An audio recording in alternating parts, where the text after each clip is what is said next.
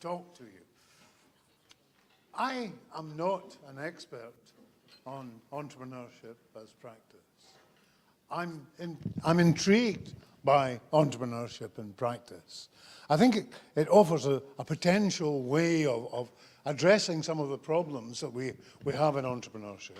For example, what's the appropriate unit of analysis, unit for analysis in entrepreneurship? Is it the entrepreneur? Is it the context? It's confusing. We lack clarity in knowing which is the most meaningful in terms of producing understanding unit for analysis for entrepreneurship.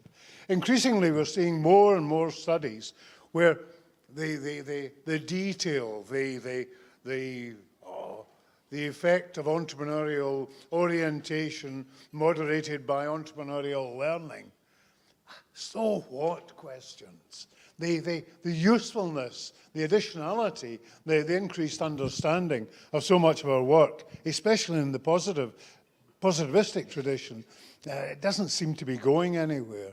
So the idea of entrepreneurship as a practice appeals to me. The unit of analysis is very clear. What is it that entrepreneurs do? The knowledge, the understanding that's liable to, or the potential from looking at what people actually do rather than what we think they do is extraordinary. But I'm not convinced that entrepreneurship as a practice is really a school yet. I think it's very much in formation. So, although I don't know very much about it, I think some of the questions that I have been asking about it are worth sharing in the sense that they'll help us to develop this school. And most importantly, I'm very keen as a researcher, but also as an editor, to see what people actually do with this theory. It's not so much theorizing for theory's sake, but what's the utility of this theory? How can we apply it in a way that extends and increases our understanding of this phenomenon of entrepreneurship, which appeals to us so much? I'm going to talk about different areas. Why I think we need a theory of entrepreneurship as practice. Consider the paradox of trying to theorize actions. In many ways, it seems a foolish thing to do. Consider the nature of a practice theory. And then I want to look at what we might study. So what we might study and how we might study it so that we can actually get some usefulness, the application of it, and of course what might make a good publication. So a fairly bold and ambitious morning. First, entrepreneurship itself. Entrepreneurship as a thing, our reification of it. It's an orphan. We have foster parents in economics and sociology and maybe in anthropology, but it hasn't got a parent discipline in any sense. So constantly we're borrowing from other theories. And this has problems. This creates problems. Because not only do we have this potpourri, this muddle of different theories, often the explanations are couched in disciplinary forms. So that when an economist looks at entrepreneurship, they provide some good material, good answers, but only economic answers. They can't deal with the social aspects of it. The same problem, as sociologists, we tend to over-socialize the notion of entrepreneurship. So we don't have a clarity, we don't have a sense of direction of what we should be doing in entrepreneurship. We want to develop this broader, more complete explanation that will lead to a better understanding. I'm not arguing for a grand theory. I don't think that's possible. I'll explain later. I think entrepreneurship is too complex, it's too variable, There's too many types of entrepreneurship to ever anticipate a grand theory. The problem is, for me anyway, my interpretation of entrepreneurship is that it's a social practice. Entrepreneurship is always about engaging with people. It's about interaction with people. People and processes, people and products. It's always interactive. And if we neglect that aspect of it as a relational product, if we try and reify it as a thing, we encounter so many explanatory problems. So, yes, I accept the economic outcomes of entrepreneurship are important. They're a justification for our teaching it. They're a justification for us researching it as such. But if we forget that it's a social process with economic outcomes, we're led in the wrong direction. Entrepreneurship itself is so broad. There are so many different ways of practicing entrepreneurship. The concept itself is a social construction. Different people use different meanings of entrepreneurship. I talk to politicians. Oh, we want more entrepreneurship. We want more growth. We want more jobs. I talk to psychologists. Oh, these entrepreneurs, they build a sense of being, a sense of purpose, a sense of identity. Now, these are completely different things. So how can we possibly have one theory that will embrace those different dimensions? Julia Hutti last week talked about types of entrepreneurships. And by that she was stating that the notion of social entrepreneurship, family entrepreneurship, female entrepreneurship are quite different. And that maybe we need completely different theories to begin to understand these phenomena. And all that they have in common is this notion of entrepreneurship as a kind of descriptive category. We see some nonsensical situations. The entrepreneurial university. How can a university be entrepreneurial? How can it take risks when the reputation of a university depends on its standards, on the quality of its education, consistency? And yet, the entrepreneurial university is supposed to take risks and adopt new ways, innovative ways of teaching, innovative ways of marking, innovative degrees. It's nonsensical. But the concept of entrepreneurship itself is so powerful, it's so useful that we apply it and misapply it in these different ways. Now, all of these reasons, I think are justifications, and certainly potential reasons why we should be thinking about this entrepreneuring, this theory of practice. No single discipline, economics, sociology, none of these will ever be able to answer the key questions of what, why, and how, which are the driving questions for us in entrepreneurship. What is entrepreneurship? How does it come about? Why do people become entrepreneurs? Why does entrepreneurship arise in this region, in that particular form, and not in that region? So we need something different. And it may well be that this idea of looking at practice will address it. So rather than the noun, constantly, when we start thinking about entrepreneurship, it's never a noun, it's always a verb. I see entrepreneurship as a kind of experimenting, that people go out and try something. They open a shop to sell a particular product. It's an experiment. It might work.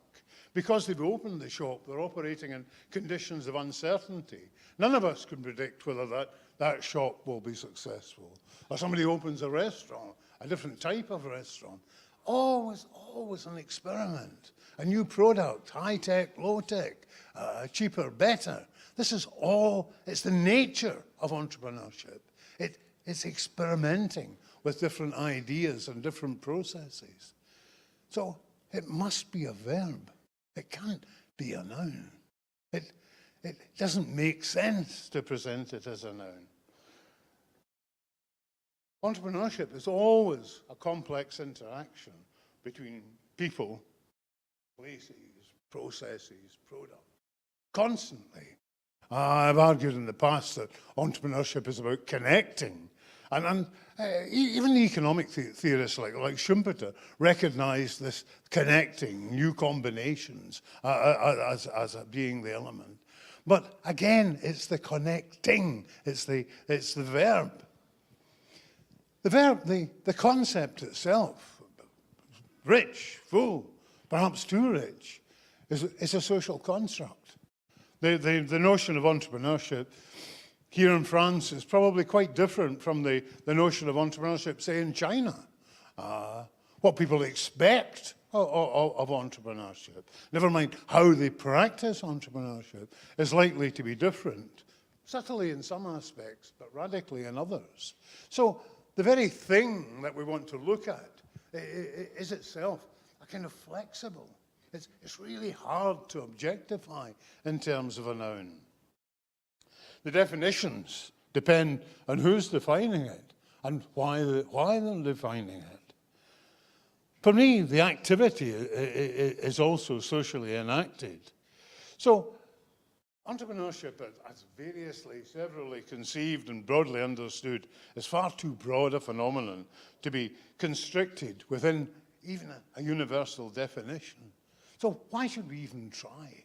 Why shouldn't we look at what people do rather than what we think it is? Which, of course, for me, is a theory of entrepreneurship as practice. At root, entrepreneurship is always about doing. It's an action form, experimenting, trying things out.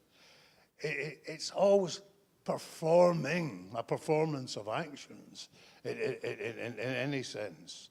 So looking at what they do and also looking at the context, the conditions, the environment, the place in which they perform these actions will very likely give us a much better, clearer, crisper, and perhaps undisciplinarily polluted notion of what entrepreneurship is.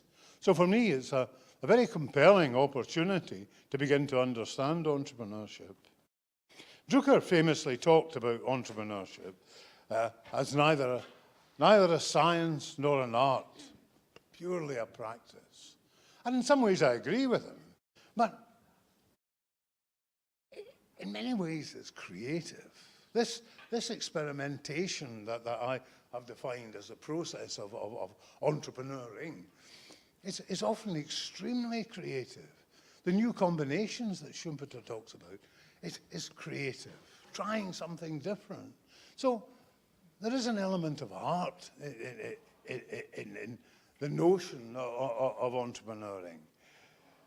But as a science, it makes little sense. We can't define what it is. We can't pin down, objectify precisely this thing called entrepreneurship. So how on earth can we possibly have a science which requires a definition as a foundation? Ben Johannesson said that if it was to be a science, it would be a science of anomalies, a science of the unexpected, of things, incongruities and things that don't fit. Now, that's a bizarre notion of science as such, but it does reflect the reality of entrepreneuring, this uncertainty, not knowing, and this framework of experimenting with new products and new ideas. So my view is very much, if we begin with what entrepreneurs do, rather than what we think they should do, this will begin to lead us towards a better understanding. Yet, fundamental, when I started thinking about this, I thought, this is crazy. How can you possibly have a theory of practice? These things, theory and practice, live in different domains. They mean different things entirely. Practice is all about doing. Theory is 1, 2, 3 levels of abstraction away from practice. The two aren't compatible. But the more I thought about it, the more I began to realize that the distinction was between practice and practices. Practice is the individualized, the single entity that an entrepreneur does. Practices is that level of abstraction, removed, that overview. And the more I thought about that, the more I realized that we actually do this anyway. Because what we do so often in our research is we look at the individual practice, if you like, of entrepreneurs, the tacit knowledge, the experiential knowledge that entrepreneurs have, their ability to do their thing particularly well. And our job as academics is to stand back from that kind of overview, maybe a helicopter view, where we observe different activities and we look for patterns. Why? What's the same? What's different? Why does that work? How does that work? So in many ways, we are already moving towards a theory of entrepreneurship as a practice.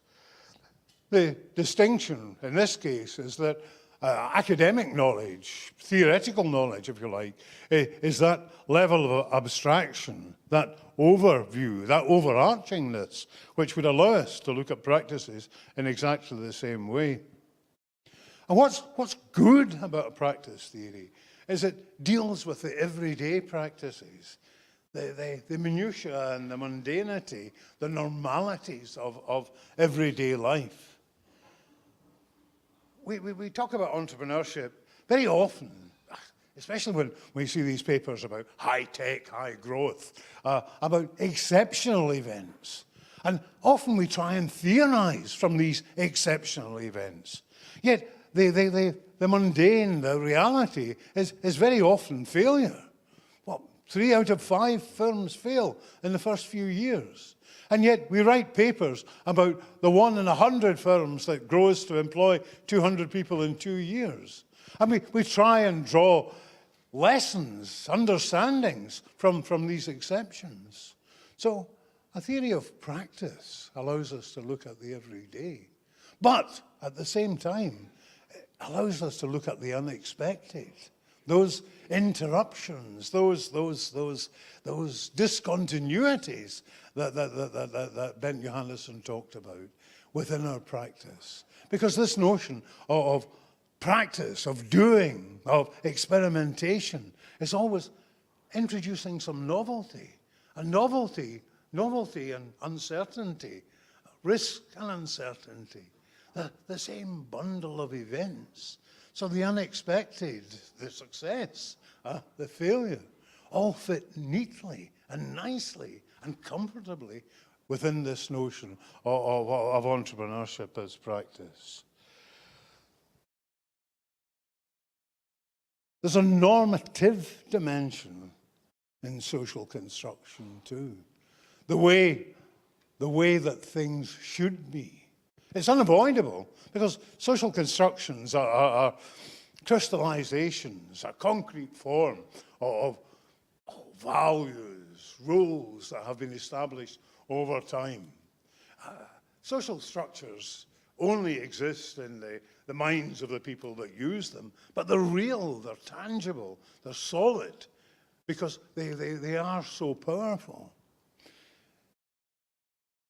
The reality of entrepreneurship practice, as practice, is that if we look at what people do, at the same time as we look at the context, the social structures within and with which they interact, I think we begin to realize the explanatory power of this. The idea of entrepreneurship as practice in itself isn't terribly useful. Yep, it fits. I think we'd all be very comfortable with it as a unit for analysis. As a descriptive tool, it's great. But description doesn't necessarily lead to understanding. But if we think about, I've got in mind Giddens here, Giddens' notion of structure and agency, and for me, continuity and change.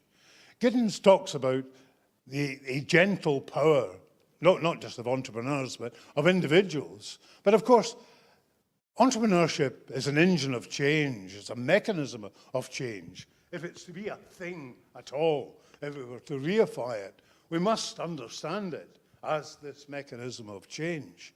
But it's not just change in a free-flowing manner. It's change within context. So, for example, if we think of the structuring of society, those social constructions about what's the right kind of entrepreneurship, what's the appropriate way to be an entrepreneur, we can begin to do something with this theory of practice. We can begin to understand why entrepreneurship takes these particular forms.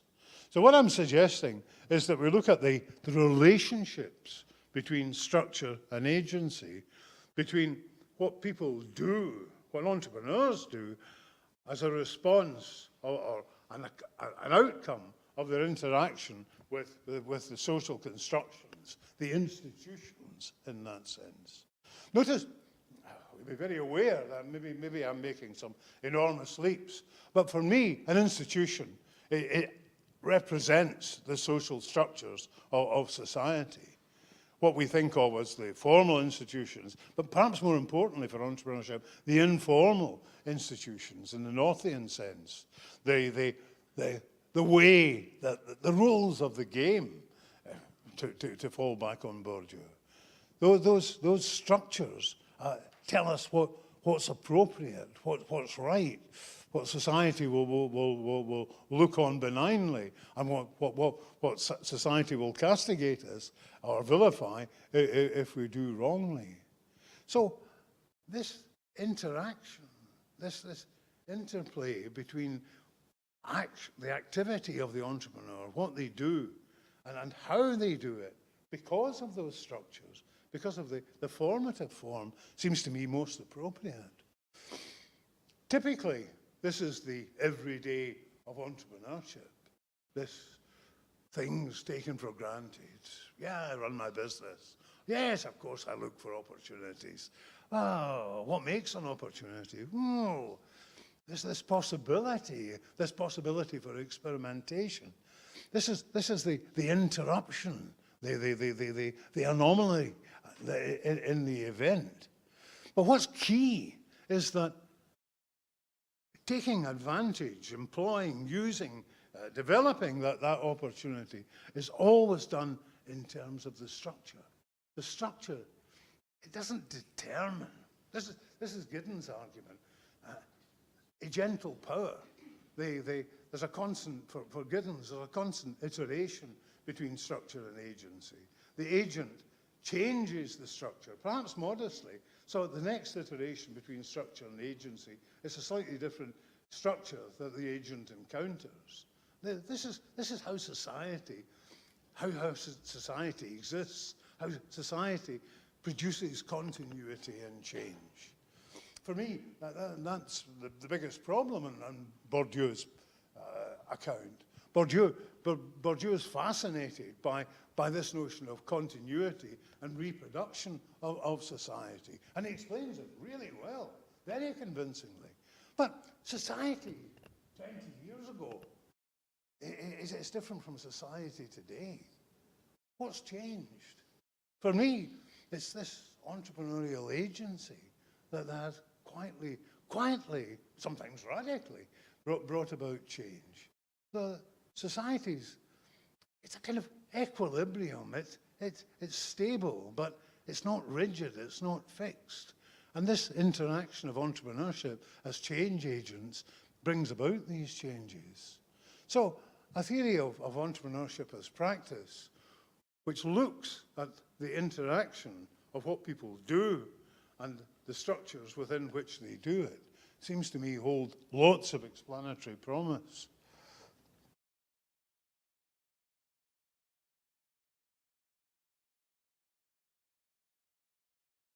Practices, not my idea, de Klerk and Vaudeville, practices intertwined with society.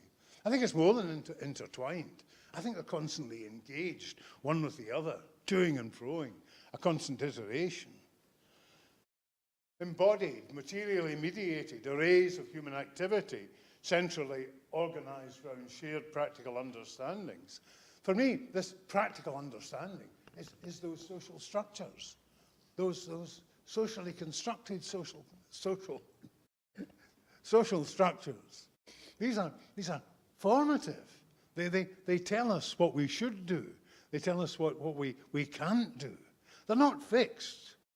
These interruptions challenge the notion of that. So we have the practice theory of Gittins here, of structure and agency. But we can capture this notion of continuity. Most things stay the same, but a little change. And over time, that little change becomes big change. So we can see the power, the explanatory power of entrepreneurship as a practice, as a change agent. Recurrent routines, of course they are, yes. Life would be chaotic if we didn't have recurrent routines. But also about the improvisations that entrepreneurs make. They weave, they adapt and modify. Again, we can fit in other theories, the notion of bricolage or Sarasvati effectuation. This improvisation, this skilled negotiation between structure and agency. This is entrepreneurial practice. And this, of course, is, for me, entrepreneuring. So it's not about organizations, the due deference to Bill's idea of what entrepreneurs do. It's not about things at all. It's only about action and interaction. So for a theory is no more than an understanding or a way of understanding a particular phenomenon or phenomenons. It means that we have to see the patterns. And I think those patterns are shaped, and in some cases even determined, by this interaction between structure and agency. So the practice of entrepreneuring may well be about the interaction with institutions that entrepreneurs involve in to get things done, because that is the object of entrepreneurship. To give some examples, I've been a bit abstract in my reasoning and argument. Let's think of gender as an institution. It's accepted. People do that.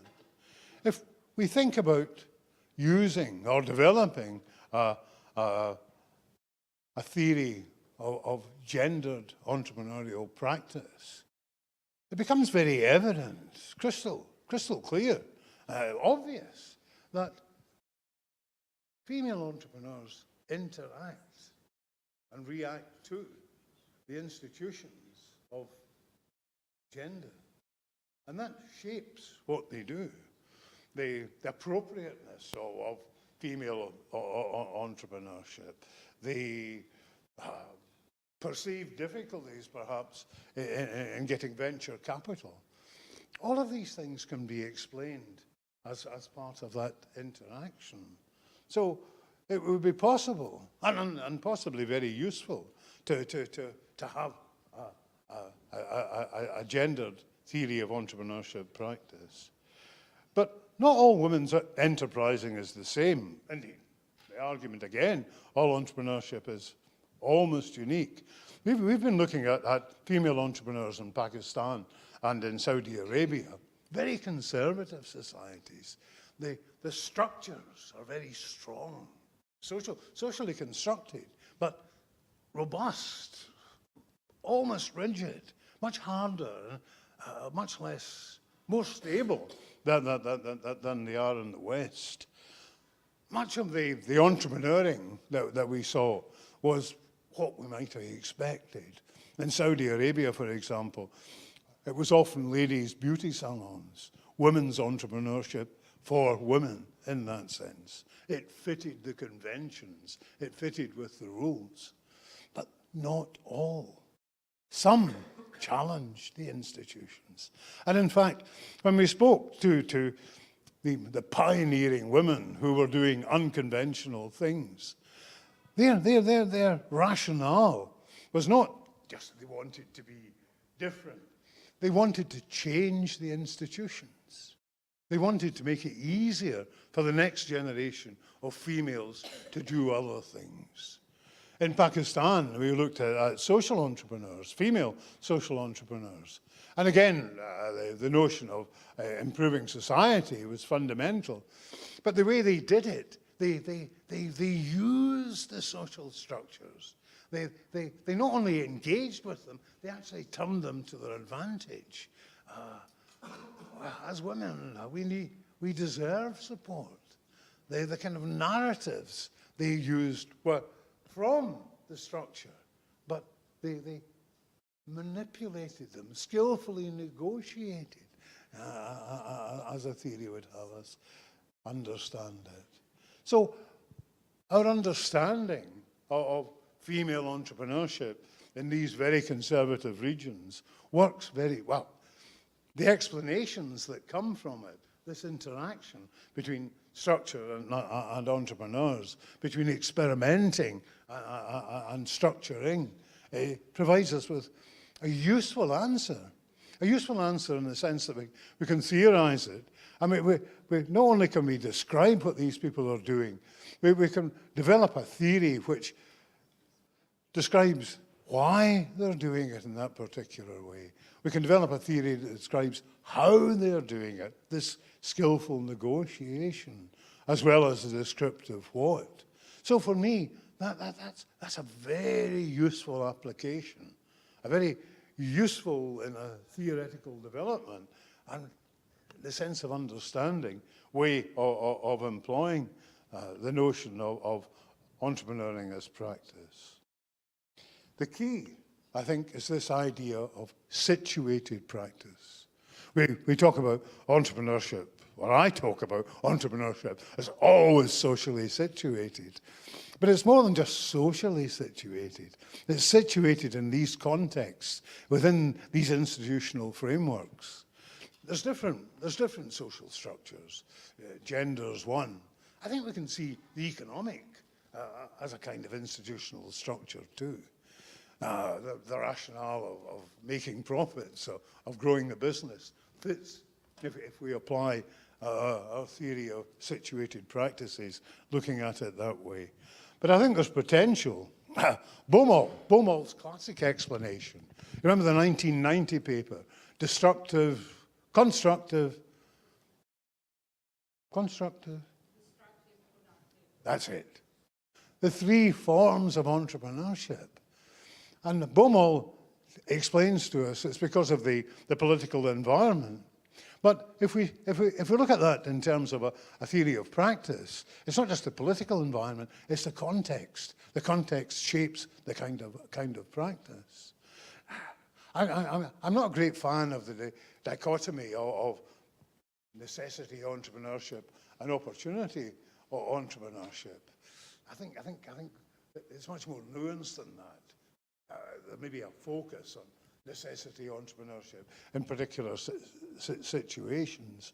But if we use a theory of practice or develop a theory of practice by looking at what we would term necessity entrepreneurship, we can begin to see how opportunities are actually created within that context, where we can deepen our understanding of the dichotomy, not as a dichotomy, but perhaps as a spectrum, a scale of types of entrepreneurship.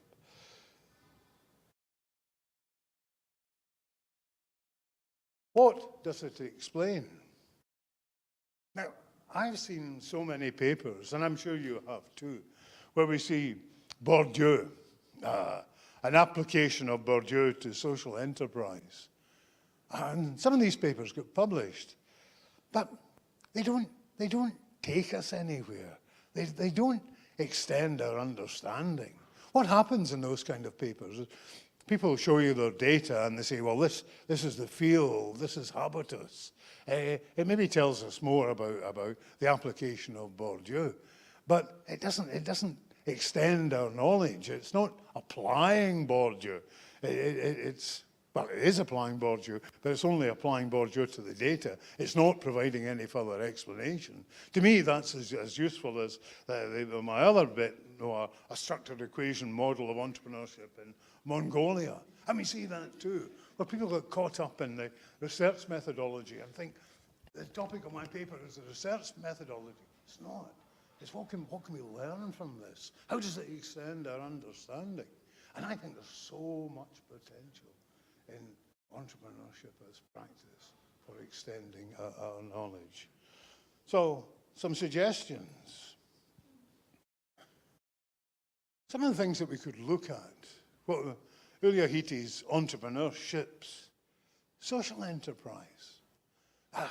Social enterprise, the literature is dominated by this tension between the social and the commercial, the social and the enterprise.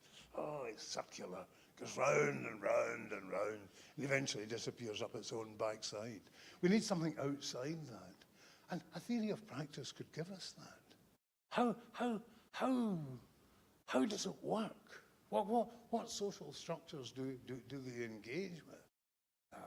There is the economic, but much more this notion of community benefit, of doing good.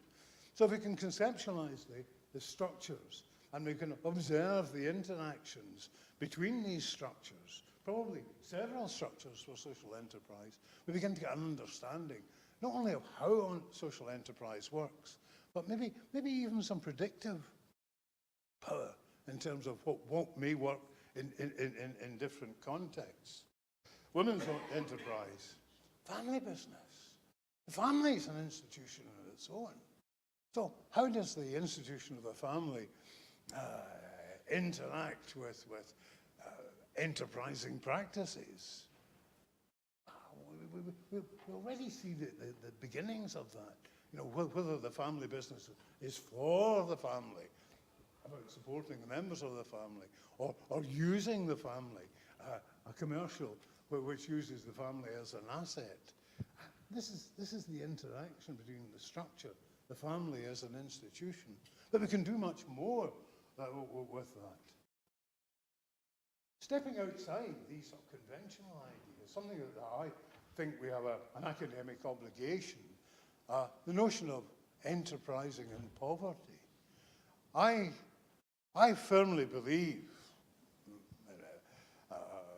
based on passion rather than rationale, but so much of the world is in poverty that entrepreneuring is a mechanism for escaping this trap. But poverty creates its own institutions. The lack of education, the lack of resources, the despair that comes with it. How can we understand the practices of entrepreneurship in those conditions, in this context, within those institutions of poverty? What works? How does it work? So that we might provide some liberation from poverty for more people by understanding the nature of this. So again, the explanatory promise seems to me to be rich. Innovation, innovating. I've argued entrepreneurship is experimenting. Innovation is experimenting. But it is formalized, it's institutionalized in what we do within organizations. So maybe unconventionally thinking about this notion of entrepreneurship as a practice might give us some insights into how innovation actually works. We tend to look at the outcomes of innovation. We forget the processes. We forget that 70% of innovations don't work. and that they can destroy a company and the individuals who are too innovative.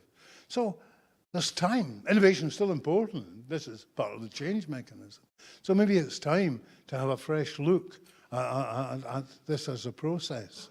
And again, I think strategy, entrepreneurship as practice may well be a mechanism for doing it.